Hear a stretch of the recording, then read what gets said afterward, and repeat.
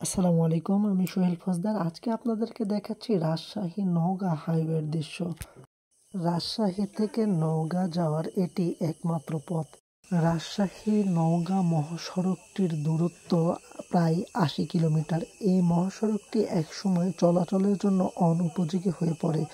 পরবর্তীতে ২০১৭ সালের ১লা মার্চ এই মহাসড়কটি উন্নয়ন ও প্রশস্ত করার কাজটি শুরু করা হয়। নওগাঁ থেকে এই সড়কটি ৫২ কিলোমিটার এবং রাজশাহী থেকে এই সড়কটি প্রায় ২১ কিলোমিটার। ২০২১ সালের জুনে ৭৮ কিলোমিটার এই মহাসড়কের কাজ সম্পূর্ণ হয়।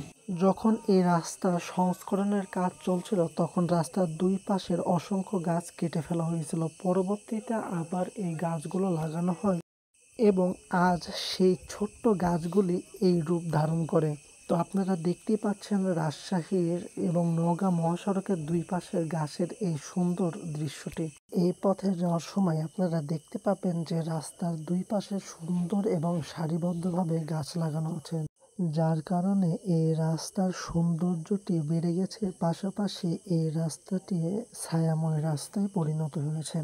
তো আপনারা যখন রাজশাহী থেকে নওগাঁ অথবা নওগাঁ থেকে রাজশাহীতে যাবেন তখন অবশ্যই এই রাস্তাটি আপনারা দেখতে পাবেন। তো চলুন আর বেশি কথা না বাড়িয়ে আমরা এই সুন্দর রাস্তাটি উপভোগ করি এবং দেখি রাস্তাটি আসলে কতটা সুন্দর।